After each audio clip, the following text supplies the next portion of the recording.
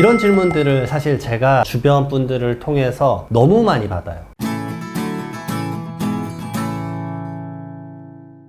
네, 안녕하세요. 두꺼비 세무사입니다. 증여를 고려는 하고 있는데 어떤 식으로 증여를 해야 될지 전혀 감이 없으신 거예요. 두루뭉술한 상태에서 그냥 얘기만 들어보자, 이런 식인데, 그러면 제가 말씀드리지만 어떠한 답변도 명확해지는 건 하나도 없어요. 제가 이거 어떤 질문인지 말씀을 드리면서 왜 그런지, 제가 왜 이런 말을 했는지 한번 답변을 드려보도록 할게요. 자, 질문은 이겁니다. 자녀들에게 현금 또는 부동산 증여를 고려하고 있다. 누구에게? 가로 열고 아들, 딸, 사위, 며느리, 손주 증여하는 것이 유리할지 조건을 알고 싶습니다. 여러분들 이 질문 딱 들었을 때 무슨 생각 드십니까? 어떻게 답변을 해야 될지 감이 안 와요. 얼마가 있는지도 알 수도 없고, 어떤 목적으로 증여를 하는지도 알 수도 없고, 전혀 뭔가 감을 잡을 수 없는 상태이기 때문에 사실 답변을 드리는 게 너무 포괄적일 수밖에 없어요. 그 모든 것들을 근데 세법 지식이 없는 상태에서 듣는다? 90%는 거의 다 듣고 나서 바로 흘려버리거나 오히려 혼선만 더 커지는 경우를 제가 너무 많이 봤기 때문에 말씀을 드려요. 그나마 조금 가이드라도 안내를 해드리고자 지금 영상을 찍고 있습니다. 자, 첫 번째로 공제 한도가 얼마인지를 좀 알아봅시다. 공제라는 건 뭐냐면요, 이 정도까지는 줘도 세금이 1원도 발생하지 않아 라는 금액이에요. 그래서 10년간 배우자에게는 6억 원까지 줄 수 있습니다. 가족관계에서 가장 많은 증여를 줄 수 있는 금액이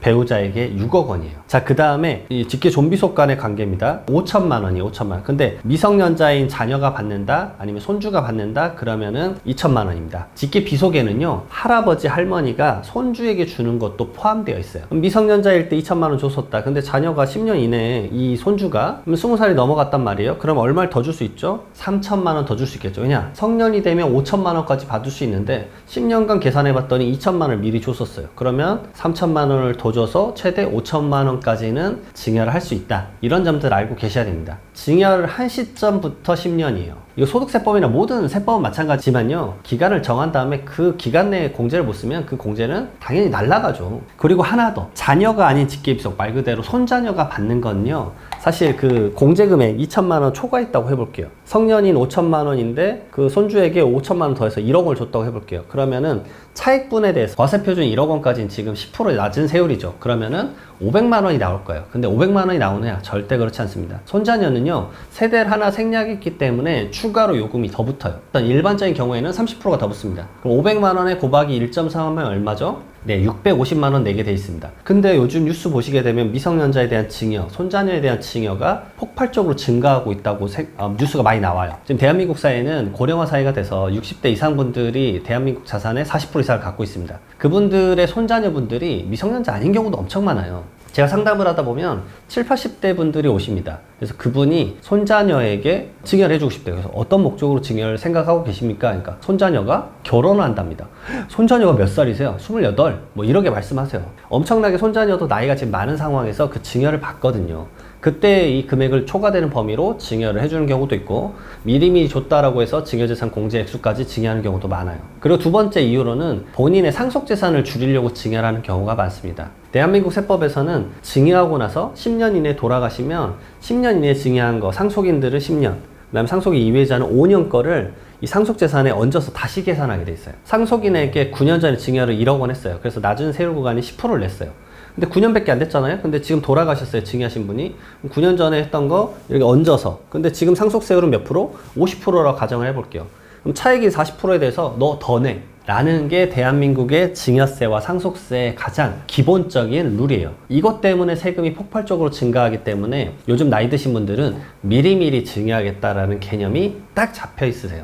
그 다음에 여기 사위 며느리가 있었어요. 이런 분들은 얼마까지 증여재산 공제를 할 수 있다? 1,000만 원까지 할 수 있습니다. 생각보다 기타 친족이라서 그 금액이 좀 낮아요. 그 이외의 분들은 사실상 기타 친족을 범위를 벗어났다라고 한다면 증여재산 공제를 받을 수가 없습니다. 그리고 하나 더 알아둘 게, 증여재산 공제는 이렇게 전체적으로 내가 받는 분들이 다 직계 존속이다라고 하면은 손주 입장에서 볼게요. 손주 입장에서 다 합쳐서 성년이면 5천만 원인 거예요. 아버지에게 3천만 원, 어머니에게 2천만 원 받았어. 이미 그럼 5천만 원을 받은 거예요. 거기다가 할아버지가 추가로 만약에 증여를 5천만 원을 더해준다. 그러면 그 5천만 원에 대해서는 바로 세율이 나와서 500만 원 곱하기 1.3에서 650만 원을 내야 돼요. 근데 순서만 살짝 바꿔볼게요. 할아버지가 먼저 줬어요. 그러면 5천만 원에 대해서 공제를 먼저 다 썼죠. 그 다음에 아버지 3천만 원, 어머니 2천만 원 줬다고 해볼게요. 그럼 5천만 원인데 이거는 세대 생략한 증여가 아니기 때문에 30%의 할증이 붙지가 않습니다. 이게 순번만 잘못하게 되면 30%를 더 내냐 안 내냐 이런 차이도 생길 수가 있다는 거죠. 그러면은 부동산 증여 또 어떻게 되느냐? 부동산 증여 또 이렇게 나뉩니다. 순수 증여. 내가 10억 원짜리 아파트를 준다라고 가정을 해볼게요. 그러면 10억 원의 순수 증여면 자녀가 받는다고 칠게요. 그럼 증여재산 공제 5천만 원 빼고 9억 5천만 원에 대한 증여세가 한 2억 2천만 원 나올 거예요. 그럼 제가 물어보죠. 반대로. 아드님이 그 돈 있으십니까? 증여세는요. 수증자인 자녀가 내야 돼요. 10억 원짜리 아파트 주는 건 좋은데 자녀가 2억 2천만 원 있냔 말이에요. 근데 부동산을 이동할 때 당연히 현금과 다른 점들이 당연히 있겠죠. 증여세만 내십니까? 전혀 그렇지 않죠. 하나 더 내죠. 뭐죠? 취득세를 내야 됩니다. 그러면 시가 10억 원짜리 지금 증여를 해준다고 쳐볼게요. 그러면 취득세 얼마 나와요? 그냥 국민주택 규모 초과라고 해볼게요. 그럼 4%, 4천만 원. 자녀분이 4천만 원 취득세 당장 내실 돈 있으세요? 이거부터 막힐 때가 많아요. 그러니까 예산이나 이런 것들이 좀 편성되고 대충 예상세액을 알아보고 나서 더 디테일하게 절세를 할 수 있는 세금 상담에 대해서 들어가시는 걸 정말 권해드리고 싶은 거죠. 거기다가 하나 더. 요즘 어떤 주택이든 어떤 부동산이든 사실 대출이나 임대차 보증금 안 껴있는 게 없습니다. 그러면 시가 10억 원짜리에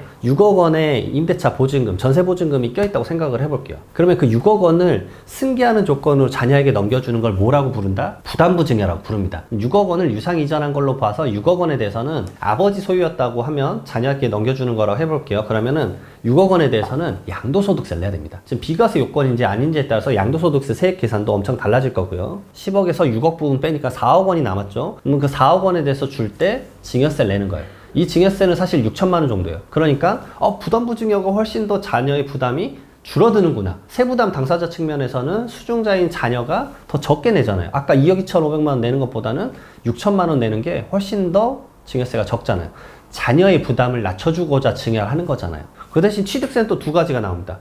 6억 원에 대해서는 매매 취득을 했기 때문에 매매 취득세. 그럼 자녀가 지금 주택수랑 독립된 세대 여부랑 그 다음에 조정대상 지역 낸지 아닌지에 따라서 1%에서 12%까지 다양한 취득세에 세율이 매겨지고요. 그다음 증여 부분도 마찬가지입니다. 조정대상 지역 내 다주택자인 증여자가 2주택자 이상이면서 조정대상 지역 내 주택을 증여를 한다? 그러면 시가표준액 3억 원 넘어가면 중과세를 먹여가지고 12.4% 아니면 13.4%의 아주 높은 취득세가 나올 수 있습니다. 그래서 아까 말씀드렸지만 순수 증여랑 부담부 증여랑 이거 취득세만 컨설팅 짰을 때 9천만 원 이상의 차이가 나는 경우도 있어요. 자, 여기서 한 단계 더 나아가면 그럼 이걸 저가로 자녀에게 싸게 팔자라는 저가 양수도 거래까지 있어요. 그래서 양도가액이 몇 프로 차이냐, 그 다음에 증여세 계산에서는 양도가액과 그 실질적으로 받았던 시가 개념이 몇 프로 차이냐, 이런 것까지 따져가지고 또 세금을 매기는 계산법까지 있습니다. 더 나아갈수록 지금 너무 많은 내용을 말씀드릴 수밖에 없어요. 그래서 좀 더 명확하게 물어보셔야 돼요. 어느 금액을 주고 싶고 자녀가 지금 갖고 있는 소득은 얼마이며 그다음에 연마다 소득이 얼마 정도 나오는지 이런 것들에 대해서도 말씀을 주셔야 납부 방식에 대한 논의까지 할 수가 있는 거예요. 자, 그 다음 두 번째 질문 넘어가겠습니다.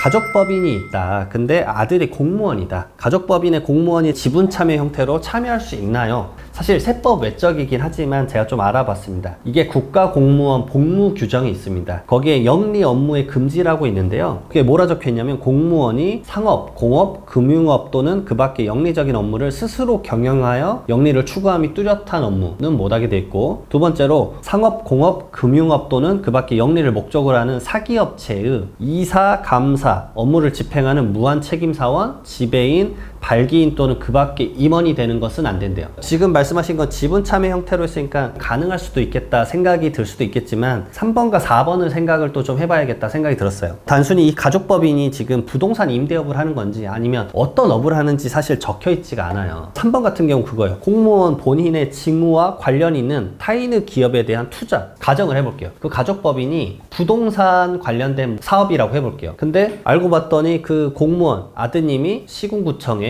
공무원에 재직 중인데 거기에 뭐 도시계획과, 도시건설과, 건축과, 주택과, 토목과 여기 있는 거예요. 그래서 인허가에 대한 권한을 갖고 있는 사람이에요. 그러면 오해를 살 수밖에 없는 상황이 펼쳐질 수 있다는 겁니다. 자, 그 다음에 4번. 그 밖에 계속적으로 재산상 이득을 목적으로 하는 업무. 결국은 여기에는 웬만한 포괄 범위가 전부 다 들어갈 수밖에 없겠다라는 생각이 들어요. 배당만 받는다고 할 거다라고 하더라도 사실 그게 가족법인에 대한 업무에 따라서 오해를 살 수 있어요. 오해를 살 수 있기 때문에 저는 주의는 필요할 것으로 보인다라고 말씀을 드리고 싶습니다. 자, 어쨌든 좀 두루뭉술한 이런 질문들 저한테도 전화로 많이들 물어보시는데 사실 답변할 때마다 어떤 방향성인지 본인도 머릿속에 정리가 안 된 상태에서 물어볼 경우가 많았을 때 제가 이 영상 참고하시라고 영상을 한번 찍어 봅니다. 도움 되셨으면 구독과 좋아요 부탁드리고요. 다음에 또 다른 영상에서 뵙도록 하겠습니다. 감사합니다.